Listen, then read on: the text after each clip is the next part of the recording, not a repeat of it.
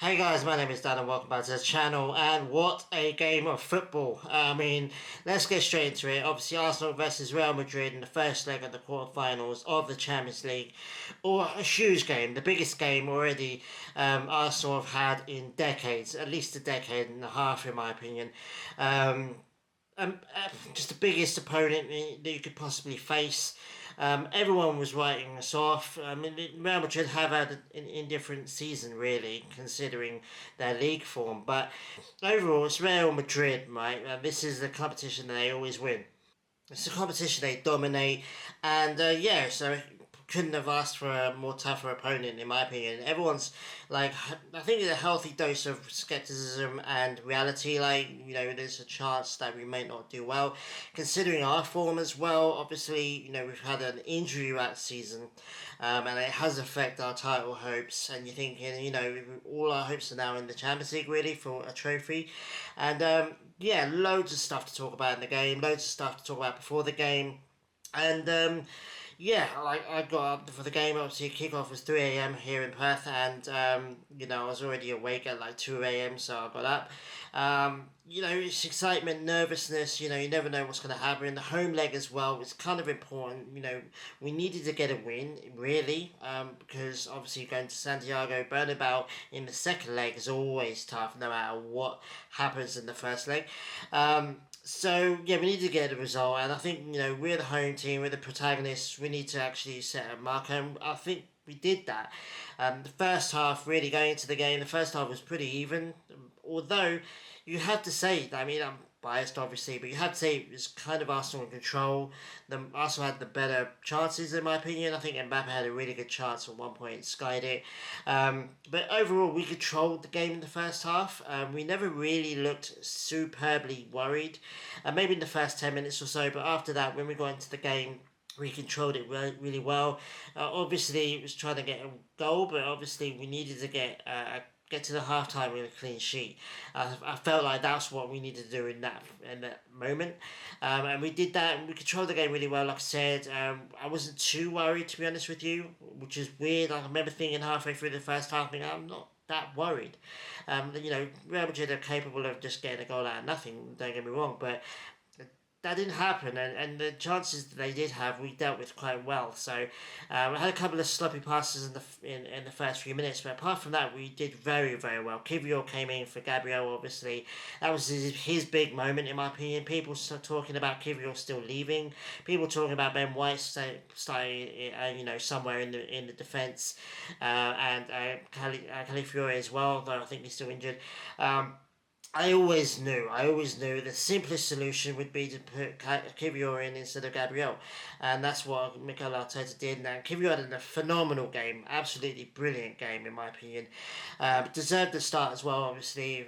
The game before that, he did really well. Um, yeah, he did brilliantly, and I think we controlled the game pretty comfortable. Getting half time, thinking, okay, I think this is where in the second half is where we're going to turn it up a little bit, and go for the win. Like I said, we needed a win, to be honest with you, to have any kind of chance of getting a result in the Bernabeu. And yeah, I mean Declan Rice. So let's talk about him first. Obviously, it was his game. He's the man of the moment. He's the man of the game, man of the match.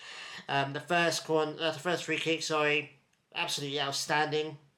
Obviously, I can't scream too much. It's 3:30, quarter to 4 in the morning. I've got people living with me. I've got neighbours. Even with my window shut, people are going to hear me shout. So I had to kind of control my reaction. But that first free kick was phenomenal. You're thinking, oh my god. First of all, watching it live was just like mind blowing. The way it curled around the wall. Courtois had no chance. Courtois had the best game, in my opinion. I think he was the best player of the game, should I say. He had a phenomenal game. To be honest with you, we should have been maybe 1 or even 2-0 up in the half time. He is nowhere near it. I'm thinking, oh my god. And suddenly you're sitting there thinking, bloody hell, it's like, an hour, give or take, and we're leading against Real Madrid. It's crazy. And then he goes and does it again. And I remember getting ready for work. I had to get ready for work at the time. And I remember watching it in my kitchen on my phone on silent because obviously I was trying to get out of the house. And the second free kick went in. and my mind blew, and I had an aneurysm trying to stop myself from celebrating the goal because it was phenomenal, even better than the first goal. Top bins, top corner, top right corner. I'm thinking to myself, he's not going to do it again. He does it again, but a slightly different free kick, obviously, but absolutely phenomenal, brilliant. You're thinking, oh my god, 2-0. But there's always that worry with Real Madrid. You're thinking if they get a goal back, 2-1, you're thinking, oh, going to Bernabeu is still going to be difficult. And then Mikel Merino comes in and scores a really, really good goal. One of those goals you kind of miss in the moment. You think, oh, it's just gone in. Oh, wow, it's awesome. And then you go back and look at the replay and look at the technique and the way he scored it. It was a really, really, really good goal. Brilliant for Mikel Merino. I mean, what a star he's turning out to be. Everyone knows he's not the long-term striking option for Arsenal Football Club. But he's doing phenomenally right now. He's doing pretty much everything that we have asked for him right now. So kudos to him. Brilliant. Another goal for him in the Champions League. Absolutely amazing moment. And then we go and get the clean sheet. 3-0 at home against Real Madrid. Wow. Like every Arsenal fan in the whole world, I've watched both free kicks multiple times. I spent pretty much all day yesterday while at work watching it in my free moments over and over and over again. It's like two phenomenal, both of them are just phenomenal free kicks. Absolutely amazing. He's not scored a free kick before. Scored two in the same game, and both of them could go down as arguably, I'd say top 10 greatest Champions League goals ever, in my opinion. The second goal in particular, the second one where it just goes right in the top corner. I mean, just perfectly. You couldn't have got it more in the top corner if you tried. Could go down the top 5. I would say the most brilliant football goals in Champions League history, in my opinion, but I'm biased. So, absolutely phenomenal game. Brilliant. Couldn't have gone better. But like I said, like Mikel Arteta has said, and all the players have said, like we're only half done. Technically, we're in half time. There's the whole 90 minutes to play in the Bernabeu, and that's no mean feat. Having said that, Real Madrid I don't think have ever scored against Arsenal. They've not beaten us before, so we've got that record to go into as well. If we can have a decent run in the Premier League, in the Premier League game of the weekend, and then maybe conserve some players, and then go again and get a result, even if it's a 0-0 draw, even if it's a 1-0 loss, that's fine. We gotta make sure we defend this lead. And like I said before in my previous video, if we could beat Real Madrid, if we can get past Real Madrid in the quarterfinals and the knockout stages of the Champions League, we can get past anyone. Obviously, Inter Milan barely beat Bayern Munich, but I would say they got the home leg and the second leg. You kind of have to think probably Milan's probably going to just get through that. And then Barcelona blew away by Dortmund. They're basically already through 4-0 victory for them. And then PSG, I wanted PSG to beat Aston Villa. People say, oh, Premier League, I don't care. I'm sick and tired of people trying to compare Unai Emery to Mikel Arteta. It's, well done to Aston Villa for getting this far in the Champions League, but the Champions League is not for them right now. I think they're still a Europa League level team. Done well, but PSG are a step above the rest. They're in a really good frame of form right now. We've beaten them in the group stage. Inter Milan beat us in the group stage, so you can't take that too seriously, I guess. And I think PSG are doing better now than when we were playing them, so we've got to take that into account as well. It kind of looks like right now, based on the first leg results, you kind of think it's going to be, Arsenal versus PSG in one semi, by Barcelona versus Inter Milan in the second semi-final, and it's all go from there, to be honest with you. I think all four of those teams deserve to go in my opinion, especially based on the first leg performance. I can't wait, to be honest with you. To be honest, if we can get past Real Madrid, we can get past anyone, and it's all to play for from here. We're in the semi. We're on the brink. I have to touch wood because I'm trying to still be humble. I'm trying to keep reminding myself. We still got to go to Bernabeu, and 3-0. If they get an early goal, then it's all to play for. So I'm trying to keep my feet on the ground. But you kind of think we're on the brink of a semi-final of the Champions League for the first time in almost 20 years. It's crazy. That's crazy. And Arsenal fans, we've been through it. The whole direness of the Europa League, all the away fixtures of that we had to deal with, all the teams we had back then, the players that we had back then.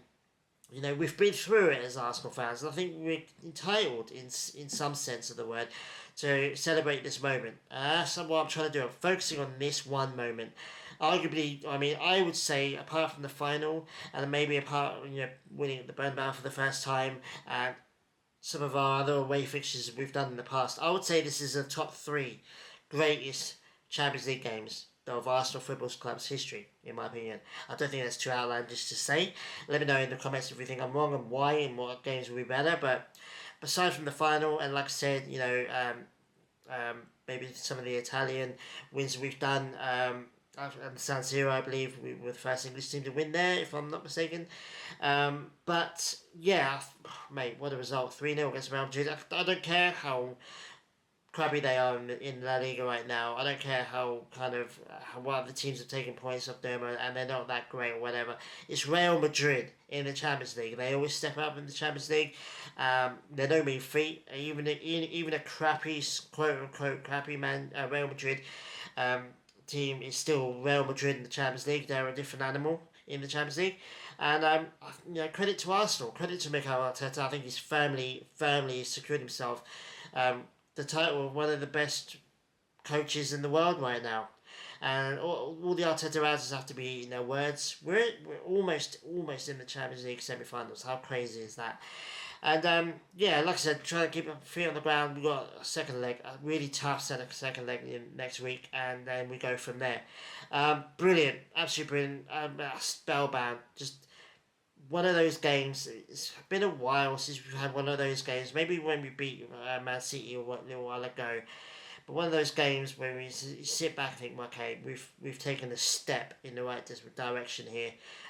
We've not only cemented our place and we've re-established ourselves as a Champions League level team and club, but we've just battered arguably the best club team ever.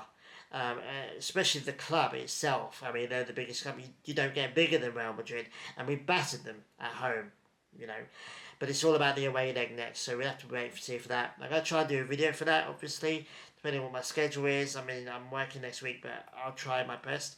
But yeah, brilliant. I'm just speechless, to be honest with you.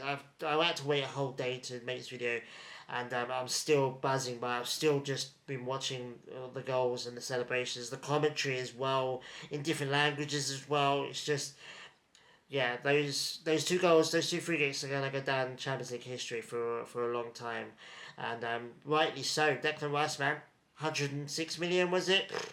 We owe West Ham another 100 million, to be honest with you. We absolutely stole their best player ever, in my opinion. And this is why, I mean, I tweeted out loads, and there's a little bit of a bait, tweets, but this is why he made the step. Arsenal is a step up from West Ham. He stepped up now, and he said it was the best moment of his career, and rightly so. And winning the club, winning the European Cup with West Ham is all well and good, but Champions League is a whole different stratosphere, and playing Real Madrid is the whole different stratosphere. And rightly so. I mean, he took a big step. We took a big step buying him. And it's looking like a bargain. Like, what other player that you can think of in the comments down below, list them, of £100 million pound players that have come into a team that are not even established we're not even established as England's best team yet. At the moment it's Liverpool. Last few years it's been Man City. So we're not there yet. We're chronically second place right now. We're not even there yet, and he's still come in and become one of our best players and established Arsenal, helping to establish Arsenal as Premier League title favourites, or at least competitors, and Champions League knockout stage competitors as well. Absolutely amazing. Well done to him, absolutely deserves it, and he's going to be brilliant for Arsenal and England in the near future. Yeah, I'm going to stop rambling now, but let me know what you thought about the game, and if we can go and beat Real Madrid at the Bernabeu, or at least get through into the semis. Pretty sure we've got PSG, if it's going to be PSG, and do you think we have a chance against them? Currently, they're doing really well, so you have to take that into account. But yeah, it could be a repeat of the Arsenal-Barcelona final, and that's if we can make that to that final, it's going to be one hell of a game. Considering the history of that fixture, we've got revenge. But I'm not getting too ahead of myself. It's the next game next, and get through Bernabeu and then go from there. But let me know in the comments. Talk about everything about this game, and yeah, brilliant. And I'm just still speechless about the whole goals, the result, everything. I'll try and do a video for the weekend game, the Premier League game. Obviously, I'm off. I say obviously you won't know, but I'm off on Monday, so I'm gonna do a video then. So yeah, thanks for watching, guys. Really appreciate it. Like this video if you just absolutely if you're not even an Arsenal fan, you still appreciate the goals, still appreciate the win. Maybe you're a Madrid hater, give the video a like if you're one of those guys. And yeah, I'll see you guys very soon. So take it easy, enjoy the win, Arsenal fans. Enjoy this moment, man, because this is what football's all about. Yes, winning trophies is great, and that is ultimately what it's about. But it's about these results, man. It's about these games and these goals and these players. And yeah, enjoy the moment, savor it like I am trying to do. So yeah, thanks, guys. Really appreciate you guys, all of you guys, and I'll see you guys very soon. Adios.